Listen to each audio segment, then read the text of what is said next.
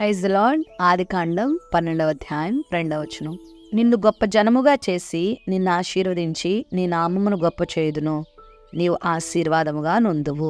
ఈ వాగ్దానము అబ్రహాంకి ఇచ్చాడని మనం అందరం అనుకుంటాం. అయితే అబ్రహాం వలె ఎవరైతే దేవుని మాటకు విధేయత చూపిస్తారో, దేవునిని ఎవరు విశ్వసిస్తారో వారి జీవితంలో ఈ వాగ్దానం ఇవ్వబడింది.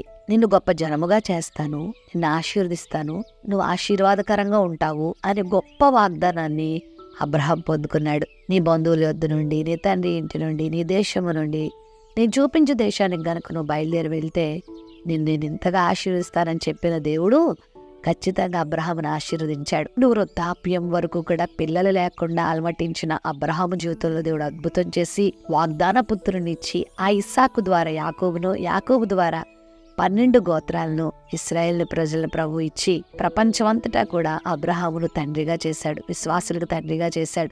ఎంతో మందికి దీవెనకరంగా అబ్రహామును దేవుడు చేశాడు. వాగ్దానం చేసిన వాడు నమ్మదగిన దేవుడు.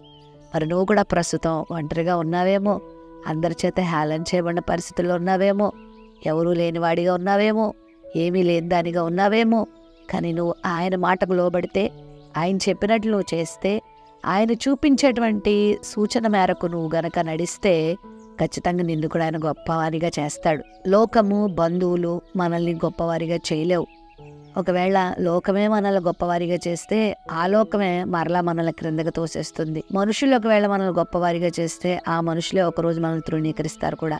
కానీ దేవుడు గనక మనల్ని చేస్తే అది ఇక తిరుగులేదు. కనుక దేవుని ఆశీర్వాదం కొరకు ఎదురు చూడు, దేవుని కృపను పొందుకో, దేవునికి దగ్గరగా జీవించు, ఆయన వాక్యాన్ని హృదయంలో పెట్టుకో.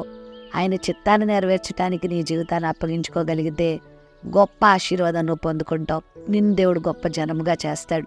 నీ సంతానాన్ని దేవుడు దీవిస్తాడు, నీ బిడ్డలను దేవుడు దీవిస్తాడు, నీ కుటుంబాన్ని దేవుడు దీవిస్తాడు. నీ యొక్క పేరును దేవుడు అనేకులు చెప్పుకునేలా చేస్తాడు. అనేకులకు నువ్వు ఆశీర్వాదకరంగా ఉంటావు. నువ్వు ఆశీర్వదించబడమే కాదు, కానీ నీవు అనేకులకు ఆశీర్వాదకరంగా ఉండే కృపను దేవుడు నీకు ఇస్తాడు.